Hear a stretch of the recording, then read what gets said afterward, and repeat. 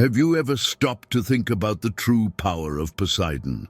We're not just talking about a sea god, but a force capable of creating terrifying monsters, destroying entire cities, and even changing the fate of humanity. He wasn't just worshipped, he was feared. With a single strike of his trident, Poseidon could sink armies, drown civilizations, and even challenge other gods. But what really made him one of the most unpredictable and vengeful gods of Olympus? Get ready, because today you're going to learn the dark and impressive story of the Lord of the Seas. And I guarantee what you're about to discover will change the way you see Greek mythology. Before we start, comment below. Do you think Poseidon was a just god or a tyrant? Let's see if your opinion changes by the end of the video. Now let's dive into this story. In the beginning, there was nothing but chaos, a formless void where neither time nor light existed. But from this whirlpool of darkness emerged Gaia, the earth, vast and strong, with towering mountains, deep valleys, and a fertile heart pulsing with the promise of life. Alone, she gave birth to Uranus, the sky, an infinite cloak of stars that stretched across her, bringing order to the world. Gaia and Uranus united, and from this union came the first divine beings, the Titans, immense and powerful, each representing an aspect of nature. Oceanus made the rivers flow, Hyperion brought the golden glow of the sun, and Rhea embodied fertility. But there was also Cronus, the most ambitious and ruthless of them all. However, not all of Gaia's children were beautiful and harmonious. Among her offspring were the Cyclopes, giants with a single eye in the middle of their foreheads, whose fury made the very air vibrate. And the Hecatoncheires, monsters with 100 hands and 50 heads, whose strength was so immense that they could make the earth tremble with a single movement. Uranus, seeing these monstrous children, felt fear. He feared that one day they would turn against him, so he made a cruel decision. He imprisoned the Cyclopes and the Hecatoncheires in Tartarus, a dark and deep abyss from which they could never escape. Gaia, seeing her children imprisoned, felt unbearable pain. Her motherly love turned into hatred, and she swore revenge on Uranus. She called her Titan children and asked one of them to gather the courage to overthrow their tyrannical father. One by one they hesitated, fearing the power of the sky, but not Cronus. Ambitious and thirsty for power, he accepted the task without hesitation. Gaia gave him a sharp sickle made from the very heart of the earth and set the trap. When night fell and Uranus descended to lie with Gaia, Cronus leapt from the shadows. With a precise and ruthless blow, he castrated his father, ripping away his strength and sovereignty.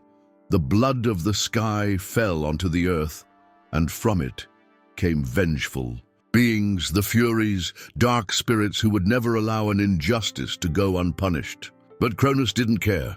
With the throne finally in his hands, he declared himself the new ruler of the world. A new era began. He was now in control. With Uranus dethroned, Cronus assumed power and became the supreme ruler of the world. He freed his Titan siblings, who hailed him as their leader, and together they established a new reign. Time began to flow under his domain, and the primordial gods shaped the universe with their colossal forces. Mountains rose, rivers carved their paths, and the sky and earth balanced themselves under the reign of the Titans. But despite being the new king, Cronus was not benevolent. Like his father before him, he carried the fear of losing his power, and that fear grew even greater when Gaia whispered the prophecy that would haunt him for the rest of his life. One day, one of his children would dethrone him just as he had done to Uranus. The mere thought of being betrayed by his own blood consumed him. So, when his wife, Rhea, gave birth to their first child, Cronus didn't hesitate. Before the child could even open its eyes to see the world, he took it in his hands and mercilessly swallowed it whole. Rhea screamed in despair, but Cronus simply wiped his mouth and coldly announced that none of his children would live to threaten him. And so, with each new birth, the same cruel fate repeated itself. One by one, the gods who would shape the future were swallowed by their own father. Hestia, Demeter, Hera, Hades, and Poseidon disappeared into his belly as if they had never existed. Rhea, overwhelmed by grief and horror, saw her role as a mother turn into a curse. She could not bear to see another child suffer that fate. When she was about to give birth again, she felt she could not allow Cronus to triumph once more. This time, she had to deceive him. The fate of the new child would change everything. Rhea could no longer bear to see her children devoured one by their own father. The terror that gripped her every time she heard the cry of a newborn being silenced by Cronus was unbearable. But this time, she refused to accept the cruel fate. When the moment came to give birth to another child, she secretly fled to a cave. On the island of Crete, there, sheltered by the shadows of the mountains, she brought into the world a strong and healthy boy. His name would be Zeus, but saving the child required more than just hiding him. Cronus could not even suspect his existence. So, with Gaia's help, Rhea devised a plan. She took a large stone, wrapped it in cloth, and held it in her arms as if it were her baby. Then, with a heavy heart and trembling breath, she returned to the Titan's palace. Cronus, as expected, demanded the child. Without questioning, without hesitation. His fear of the prophecy was greater than any trace of paternal love. Rhea, holding back her tears, handed over the bundle. Without suspecting the ruse, the king of the Titans swallowed the stone in one go. Satisfied, he returned to his throne, believing he had avoided yet another threat to his reign.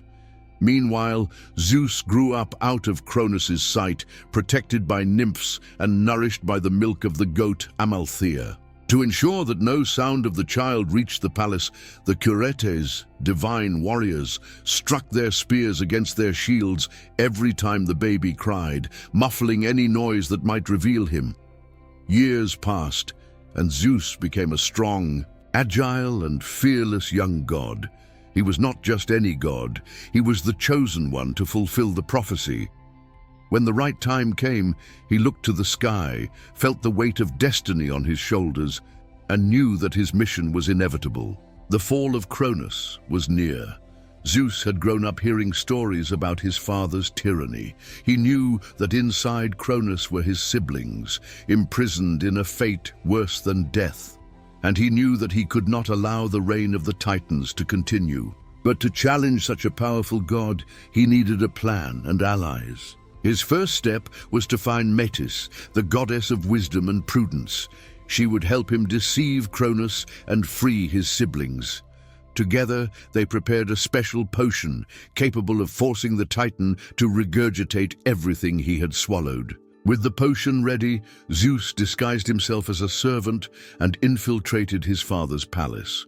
Cronus, arrogant and convinced of his supremacy, didn't notice the danger. Zeus served him the potion mixed in a banquet, and the Titan, unsuspecting, drank it without hesitation. Within moments, a terrible discomfort overtook his body. An unbearable pain made him writhe, and to the horror of the other Titans, he began to vomit.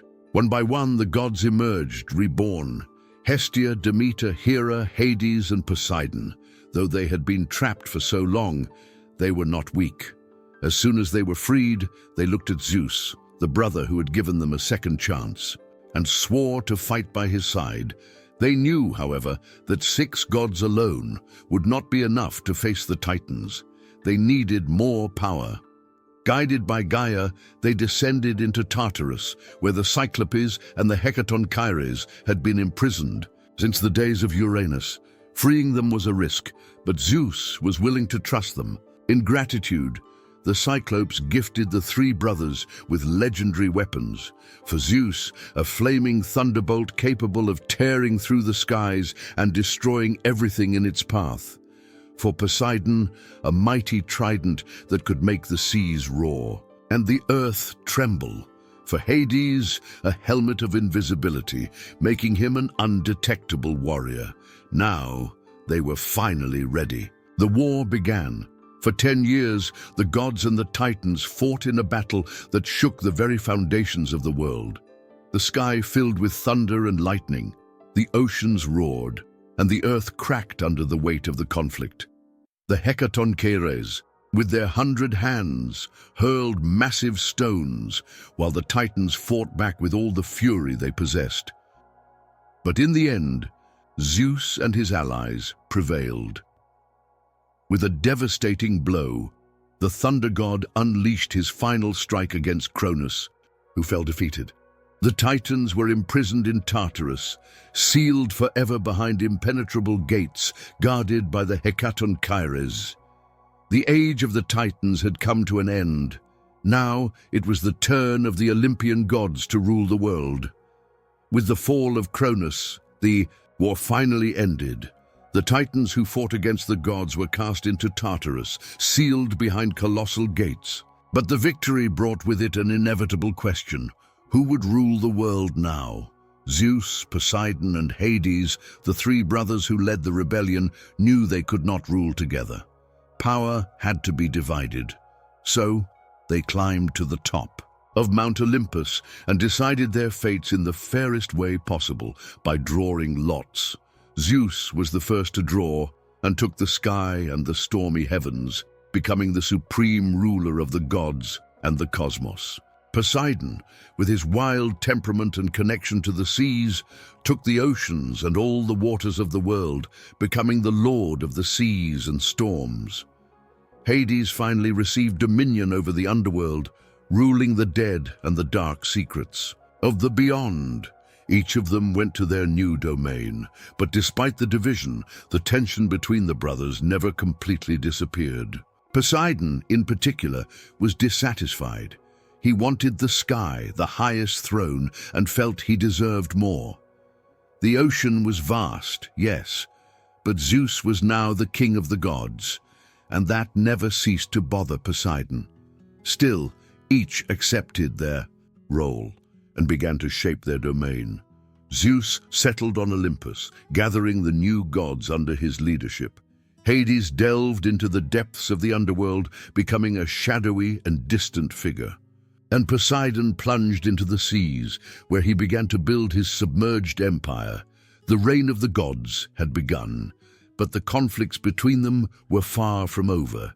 Now, as the absolute sovereign of the oceans, Poseidon sank into the depths of the blue world and shaped his submerged empire. His kingdom could be no less than his ambition.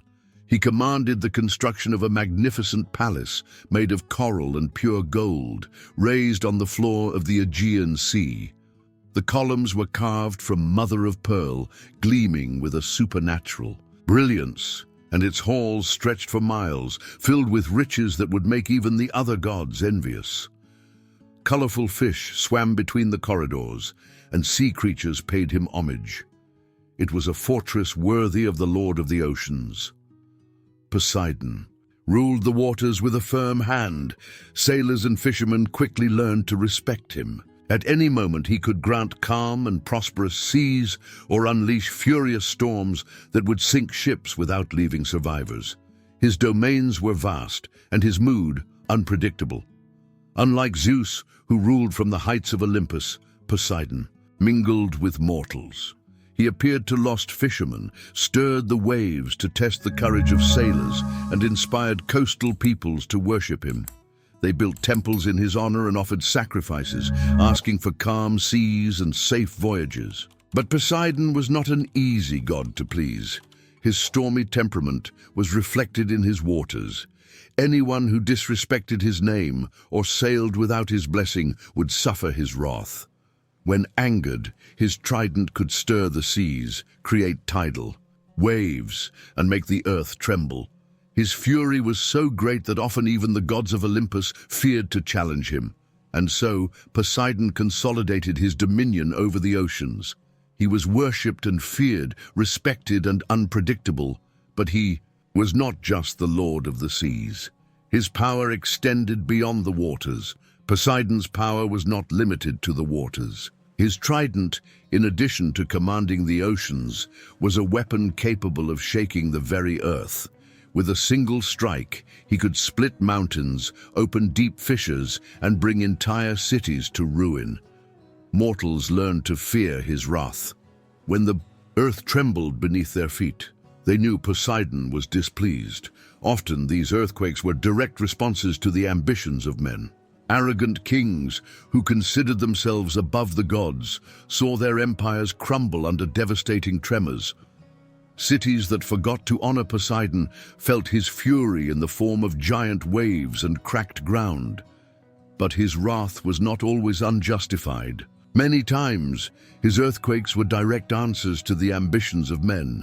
Kings who thought themselves above the gods saw their empires fall under the weight of devastating quakes. Cities that forgot to honor Poseidon felt his fury in the form of massive waves and cracked ground. Despite this, he was also worshipped as a protector. In some cities, temples were erected in his honor, and rituals were performed to calm him. Sacrifices of horses, his sacred animals, were common among those who sought to avoid his anger. Thus, Poseidon was not only the lord of the seas, but also the god of tremors, the one who could raise or destroy entire lands with a single strike of his trident. His domains stretched far beyond the ocean. He was a raw force of nature, unpredictable, destructive, relentless, and no one, not even the other gods, dared to challenge him without consequences. Although he was known as the lord of the seas and earthquakes, Poseidon also had another great creation: horses. It is said that in his eternal pursuit of power and recognition, Poseidon wished to create something magnificent, something as fast as the waves of the sea and as powerful as an earthquake. So he struck his trident against the ground, and from the cracked earth, the first and most beautiful of creatures appeared, the horse. The gods and mortals were astonished. The animal was strong, agile, and imposing. Its mane flowed in the wind like the waters in motion, and its gallop echoed like thunder over the earth. Poseidon, proud of his creation, became the patron of horses and riders. He was worshipped by warriors, by those who tamed these animals, and by those who competed in races. But the creation of the horse did not come without challenges. It is said that before perfecting this majestic creature, Poseidon tried to create many other animals, each with unique characteristics. He shaped monsters, beasts, and strange creatures, but none of them satisfied him. Only when he shaped the first horse did he find the perfect balance of strength and grace. From that day forward, the horse became a symbol of power and prestige. Kings began to measure their wealth by the number of horses they owned, and the most feared armies were those that rode steeds as fast as the wind. Furthermore, Poseidon did not settle for creating only land horses. In the depths of the ocean, he also forged hippocamps, magnificent creatures that were half horse, half fish, and pulled his chariot through the waters. They were as fast as the ocean currents and served as mounts for the beings of his submerged realm. Thus, Poseidon not only ruled the seas and earthquakes, but also conquered the plains, battlefields, and the hearts of men with his grand creation. Unlike Zeus, who ruled with strategy and authority, Poseidon was intense, impulsive, and often unpredictable. His temperament reflected the sea itself, calm and generous at times, stormy and destructive at others. Mortals feared his wrath, for they knew that any disrespect, no matter how small, could result in severe punishment. If offended, he would sink ships, destroy cities with earthquakes, and unleash relentless storms. However, he could also be generous, granting calm seas and an abundance of fish to those who gave him the proper homage. Poseidon's pride was immense, and he would not tolerate being challenged or belittled. This led him into frequent conflicts, both with other gods and with mortals. He never forgot an insult and rarely forgave. Despite his fury, he was not only destruction. Poseidon was also passionate and intense in his desires. His loves were many, but not always happy. Often his impulsive nature led him to pursue those he desired without considering the consequences. This caused tragedies and conflicts that would echo through the ages. But his strength and majesty were undeniable. He was the Lord of the seas, the master of earthquakes and the creator of horses. His power rivaled even that of Zeus, and his name was revered by sailors, warriors, and kings. Poseidon was a god of extremes, powerful, feared, worshipped, and unpredictable, a sovereign who could bestow blessings or condemn entire civilizations to oblivion, and his fate, like the sea itself, would never follow a peaceful path. Though Poseidon was worshipped and feared by many, he was alone. He longed for a queen to rule the seas by his side, someone worthy of his power and majesty. His heart, however, was not easily won. Amphitrite, one of the Nereids, the beautiful and immortal daughters of Nereus, the god of the sea, caught his attention. She was stunning, one of the most beautiful among the sea nymphs, and Poseidon, moved by an immediate desire, decided she would be his wife. But unlike what he was used to, Amphitrite did not fall at his feet. Though she recognized Poseidon's power, she did not want to be a mere consort to such an impulsive and tempestuous god. Intimidated by his direct and fierce approach, Amphitrite fled to the ends of the ocean, taking refuge in a remote part of the underwater world where no one could reach her. Poseidon, as a determined and impulsive lover, did not take rejection lightly. He sent emissaries and messengers to persuade her to return, but all his efforts were in vain. So he decided to send the most insistently charming of all his messengers, the dolphin Delphin. Delphin was a charming creature, capable of calming any restless spirit, and Poseidon trusted him like no one else. He sent Delphin to fetch Amphitrite, so that with his kindness and sweetness he could convince the Nereid to change her mind. When Delphine finally found her, it was impossible for Amphitrite to resist his charm. The dolphin spoke of Poseidon's greatness and generosity, and touched by his sincerity, Amphitrite finally accepted his proposal. She returned to Poseidon's side, and their marriage was celebrated with grand festivities, and all the sea rejoiced. In their union, Amphitrite then became the queen of the seas, ruling alongside Poseidon. She brought balance to his temper, making him gentler and more controlled, though she never fully tamed him. Poseidon, in turn, seemed more complete by his wife's side. His alliance with Amphitrite not only solidified his power over the waters, but also brought a certain touch of calm to his reign. They were now like two majestic rulers of the seas, complementing each other and sharing the vastness of the ocean. From the marriage of Poseidon and Amphitrite was born Triton, a remarkable being, half human and half fish, who would be known as the herald of the seas.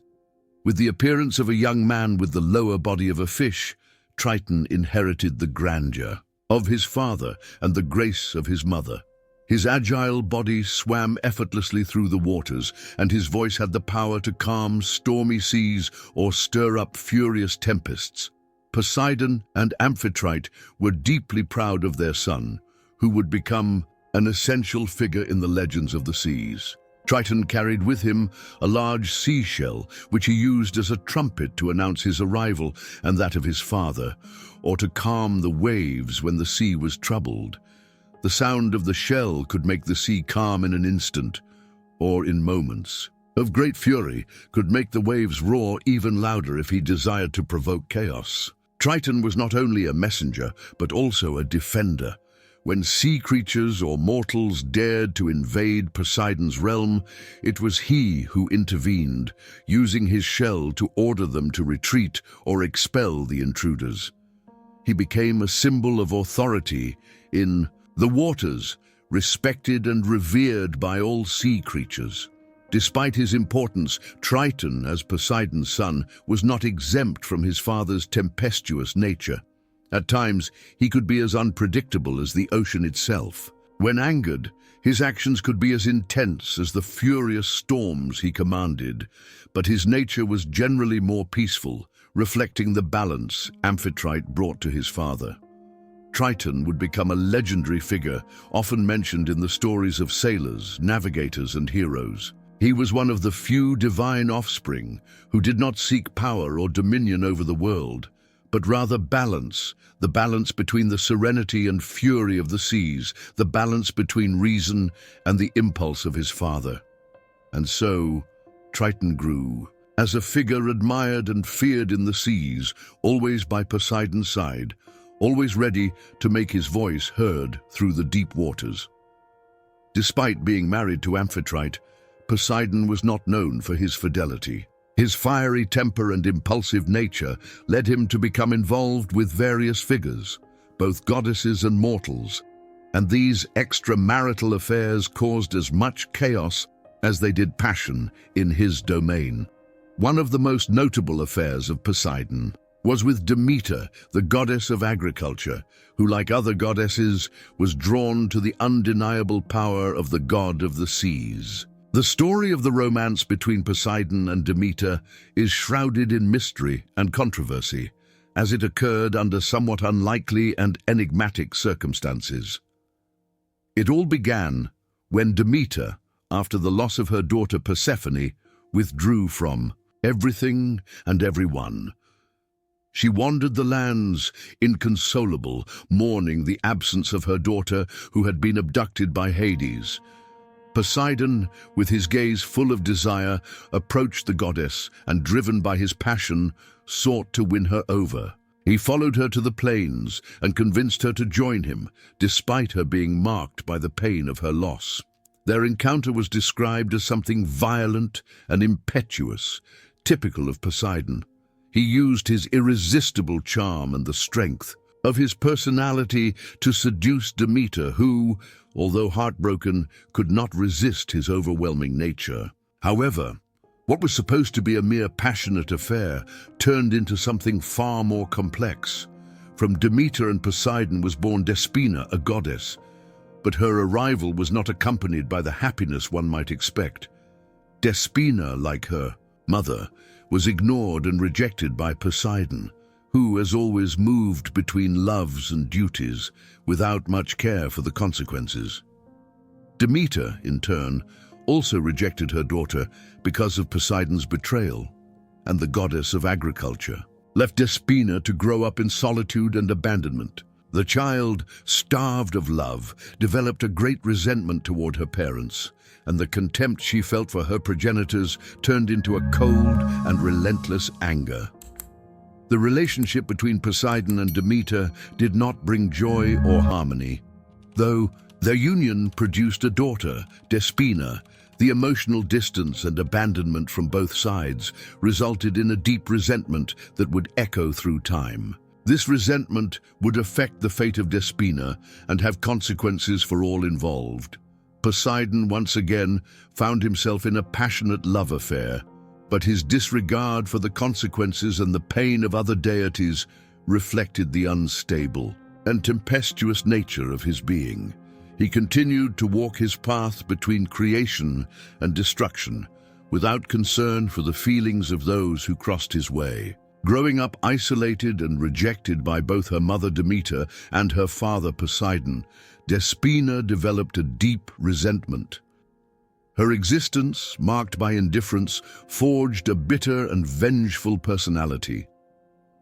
She saw her sister Persephone being adored and loved, receiving affection and care, while she herself was ignored. This inequality gnawed at her, and over time, the pain of being a forgotten daughter transformed into a frozen fury that would spread across the world. When Persephone descended to the underworld to visit her husband, Hades, Despina's wrath manifested in destructive ways. She brought winter, covering the fields with snow and ice, destroying crops, punishing the land with relentless frosts. The cold she caused was not only physical, but also symbolic, a reflection of the loneliness and abandonment she felt. Destroying the crops meant depriving men of food, causing hunger and suffering. Despina, in her anger, spared no one. She made no distinction between gods and mortals. Her actions were an expression of her deep hatred for being ignored. With winter, she froze everything around her, leaving a trail of desolation wherever she went. The land, which had once flourished under Demeter's influence, came to be ruled by the coldness and emptiness of the absence of love. People began to associate the changes in the weather with the presence of Despina. When winter came, it seemed as though the entire world was being punished by her wrath, and many believed that the frosts and snowstorms were a direct response to some divine offense. But there was also a greater tragedy in what Despina was doing. She was transforming the land of her own father Poseidon into a frozen desert. Although his dominion was over the seas and not the land, his daughter's power still reverberated through the physical world. The sea, which had always been Poseidon's home, also felt the effects of Despina's fury. The waters she touched became icy and inhospitable, driving marine creatures away and making navigation impossible. Meanwhile, the love and kindness of Persephone, always acknowledged, seemed to intensify Despina's frustration. She saw herself as the shadow of her sister, a daughter without a place, without value. This rivalry fueled her revenge. With her rage over the land and sea, Despina became a grim reminder that abandonment, rejection, and lack of love can generate an immeasurable destructive force, capable of freezing even the heart of nature. One of the most dramatic episodes of mythology, Poseidon played a key role in an event that would mark the earth forever, the flood that would purify humanity. The world had become corrupted. Humans, for the most part, had turned away from the gods and given themselves over to vices, cruelty, and violence. Even the gods themselves were disillusioned with humanity, and divine laws were being ignored. When Zeus decided to punish the earth with a flood, he was not alone in this act of destruction. Poseidon, with his immense power over the seas, played a crucial role.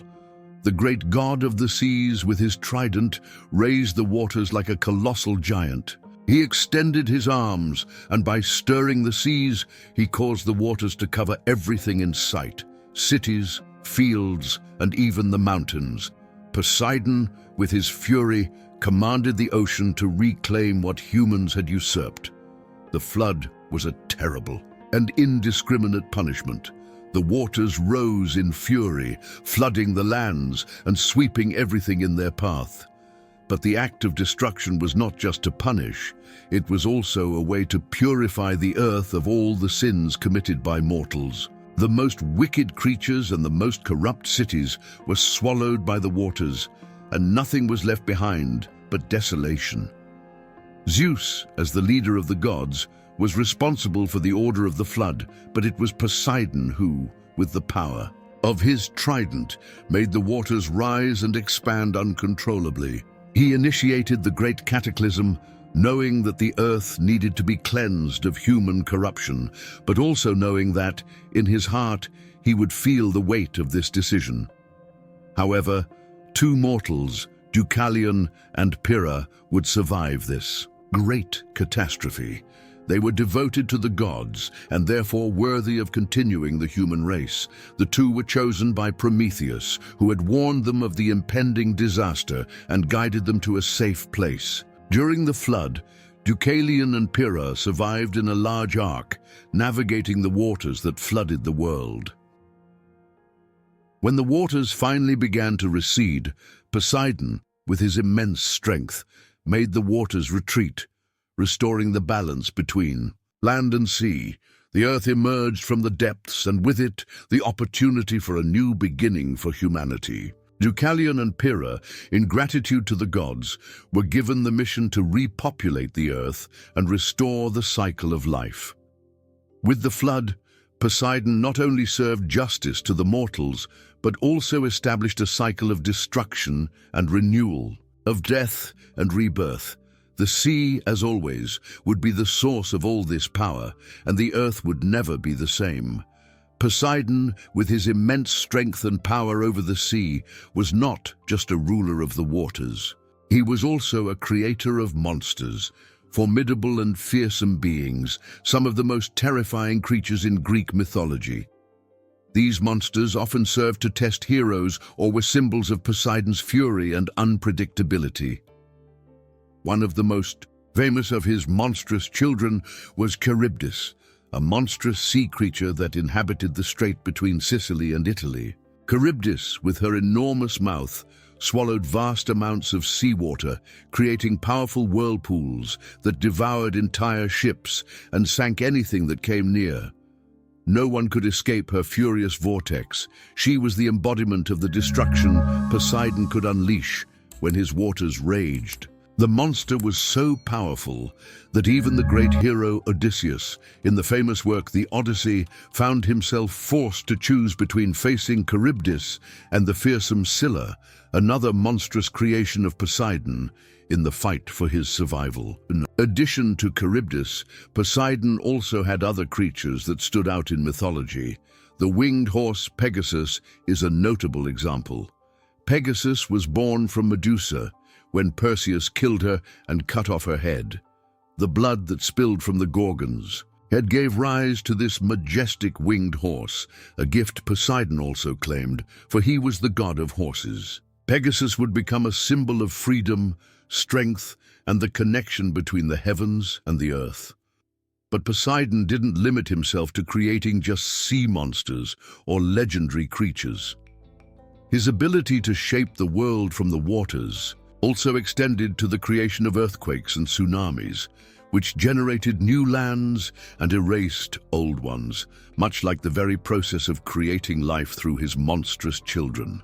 When he desired to send a signal of his wrath or protect the balance of the sea, the emergence of a new creature or a catastrophic event was enough to reaffirm his dominion over natural chaos. Poseidon, the creator of monsters, made the sea a place of constant fear and fascination. The creatures he created were not just forces of destruction, but also symbols of power and transformation. They were like the sea itself, unpredictable, mutable, and always ready to test the limits of the mortals and immortals who ventured through its waters. Despite being one of the most powerful gods on Mount Olympus, Poseidon was not free from disputes. His strong temper and relentless pursuit of influence often put him at odds with other gods. One of his most famous rivalries was with Athena, the goddess of wisdom, strategy, and war. It all started when a prosperous and promising city located in Attica needed a divine patron. The citizens wanted a god who would protect them, bring them prosperity, and make their city great. Poseidon, always ambitious and desiring to expand his influence, offered to be the protector of the city. But he was not the only one interested. Athena also claimed the title. Faced with the impasse, the other gods decided that both should offer a gift to the city, and the citizens would choose which gift was more valuable. Poseidon was the first to demonstrate his power. With a firm strike of his trident on the rocky ground, he made a magnificent waterfall spring forth. The waters gushed with force, stunning the people with their grandeur. However, the inhabitants soon realized a problem. The water was salty, coming directly from the sea. Unsuitable for drinking or irrigating the fields, Poseidon's gift was beautiful, but not very useful. Then it was Athena's turn. With a calm and precise gesture, she planted a small olive tree in the city's arid soil. The people watched, curious, as the tree quickly grew, producing nutritious fruits and sturdy wood, which could be used to build homes and ships. The olive tree would provide food, shade, and a valuable resource for trade. For the citizens, Athena's gift was much more useful and enduring than Poseidon's salty water. The decision was made. Athena won the contest, and the city was named Athens in her honor. Poseidon was furious. He, the great lord of the seas, had been rejected in favor of Athena's prudence and reasoning. Feeling humiliated, his rage grew like a storm about to burst, and he swore revenge on the city, but his fury was only just beginning. Poseidon, still wounded in pride after losing the contest to Athena, did not accept his defeat graciously. His desire to dominate Athens had not disappeared, and he believed the citizens could still change their minds if they saw the true power of his gift. Determined to prove that his gift was superior, Poseidon returned to the city and, with a powerful strike of his trident, caused a magnificent waterfall to appear, its waters flowing toward the city. He raised his voice, thunderous like the raging sea. "Ungrateful mortals, behold the power of the sea. My gift is not just a source of water, but a symbol of strength and grandeur. With my waters, you will sail beyond the horizon, dominate the seas, and become the power of the world." The citizens, fearing his wrath, gathered to watch the spectacle. Indeed, the sight of the waterfall was grand, and the promise of maritime domination seemed tempting. But when the first ones approached to taste the water, they discovered the truth. It was as salty as the sea itself. The elders of the city exchanged worried glances. What good was a water source that was undrinkable or unsuitable for irrigating crops? Poseidon's gift, though majestic, was not useful for the city's survival. Seeing the mortals' hesitation, the god grew even more enraged. His eyes gleamed with the intensity of storms, and the distant sea began to stir violently. But before he could act, Athena appeared, serene as ever. "Poseidon, your power is immense, but the greatness of a city is not built on anger and pride. My gift will bring sustenance, growth, and prosperity for generations." The citizens once again chose the olive tree and reaffirmed their loyalty to Athena. The decision was made. Even in the face of Poseidon's insistence, the citizens of Athens did not change their minds. Athena's gift, the olive tree, symbolized prosperity, food, and resilience, qualities essential for the city's growth. The people recognized that with this resource, they could survive, trade, and prosper for generations. The gods of Olympus confirmed the people's decision, sealing the victory of the goddess of wisdom. Athena, with a calm and confident gaze, declared, "May this city thrive under my protection, and may my olive tree be a symbol of the wisdom that will guide its children." The city was then named Athens, in honor of its new patroness. Temples were erected, and the inhabitants began to venerate her as their protector, seeking her guidance in times of war and peace. Poseidon, on the other hand, refused to accept his defeat. His wounded pride burned within him like embers beneath the waters. He was one of the most powerful gods of Olympus, lord of the seas and earthquakes, and he had been rejected. His rage grew like a storm on the verge of exploding. But for now, Athena reigned victorious. Her dominion over the city was established, and the Athenians would thrive under her protection. However, Poseidon's anger would not dissipate easily. Poseidon was not a god known for his patience. His defeat by Athena was a humiliation, and the wounded pride burned in his chest like a volcano on the verge of eruption. He swore that the Athenians would pay dearly for rejecting him. From the depths of the seas, he raised his gleaming trident and struck it into the waters, awakening a fury that echoed through the ocean. The sea, once calm, became agitated. Giant waves formed, advancing toward the coast of Attica while dark clouds covered the sky. Lightning cut through the clouds, but they were not from Zeus. They were the manifestation of Poseidon's fury. The storm came with force. Ships were destroyed. Fishermen disappeared into the furious waters, and the city's ports were devastated. The people of Athens, terrified, ran to the temples, begging Athena for protection. The goddess of wisdom, seeing her people's despair, could not allow Poseidon to continue with his uncontrollable fury.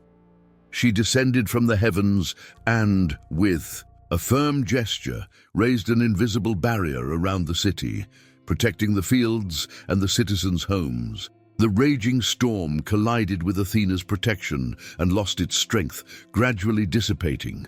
Poseidon, realizing that his efforts were futile against the wisdom and protection of his rival, roared with anger. Athena had thwarted his plans once again, but he would not give up. His hatred for the city was now eternal, and whenever he had the chance, he would make the Athenians suffer his vengeance. Years passed, and Poseidon's fury never completely faded. Whenever Athens faced droughts or wars, the Athenians feared it was the sea god demanding payment for their rejection. Poseidon was not a god who forgot insults. Even after Athena's protection saved the city, his desire for revenge did not diminish. He wanted something more than simply drowning the Athenians in furious waves. He wanted to strike at the very essence of the city, corrupt what it represented. It was then that he found a way to leave his dark mark on Athens. Using his influence, he had one of his sons, the arrogant and ruthless Halirrhoeus, approach the temple of Athena, located atop the Acropolis. There, he found Medusa, a priestess of the goddess, known for her beauty and devotion. What happened? Inside the temple was an act of pure dishonor. Poseidon, to affront Athena in the cruelest way possible, allowed his son to desecrate the sacred sanctuary. The young priestess had no choice, no defense, and in the end, her own protector could not prevent the tragedy. When Athena discovered what had happened, the goddess became furious, but her rage did not turn against Poseidon. After all, the gods rarely confronted each other directly. It was Medusa who paid the price. "In my temple you have been defiled, and in my temple you will be punished," Athena declared, her eyes burning with judgment. The beautiful young woman was transformed into a monster. Her skin turned as hard as stone, her hair became living snakes, and her gaze carried a terrible curse. Anyone who dared to look at her would turn to stone instantly. Poseidon's plan succeeded. Athena had been defiled, not only physically but morally. Her own servant was now a symbol of fear and curse, and within the goddess of wisdom, a feeling that rarely dominated her emerged: hatred. While Athens continued to grow, Poseidon always found ways to cast shadows over the city, whether through unexpected storms, disputes among heroes, or even influencing events that would lead to future tragedies. His resentment was eternal, and his vengeance would never be complete. Even with the shadow of Medusa's curse hanging over Athens, the people remained faithful to Athena, knowing that without her protection, the city would have already been swallowed by Poseidon's furious sea. To honor the goddess and reaffirm their loyalty, the Athenians decided to build a grand temple in her honor, high atop the Acropolis. This temple would become the Parthenon, one of the most magnificent structures of ancient Greece. Its imposing columns rose to the sky, and inside it, a massive statue of Athena made of gold and ivory was placed to remind everyone that the goddess of wisdom ruled over the city. But that was not all. Next to the temple, the Athenians carefully protected a valuable gift that Athena had given them in the contest against Poseidon: the sacred olive tree. It was said that this tree was unique, a divine gift, and that all the olive trees that later spread across Greece came from it. The oil produced from its fruits was used to light, heal wounds, and feed the people. The Athenians believed that as long as this olive tree remained alive, the city would never fall. For a long time, Athens thrived under the protection of its goddess. But Poseidon could not accept this devotion. His anger remained latent, and he never gave up on finding ways to punish the city that dared to reject him. The Athenians knew that their favor did not guarantee them a future without challenges. The god of the seas would always be lurking, waiting for a new opportunity to seek revenge. Even with his defeat in Athens and the people's devotion to the goddess of wisdom, Poseidon never lost his importance in mythology and in the lives of the Greeks. On the contrary, his influence grew, especially among those who depended on the sea for survival.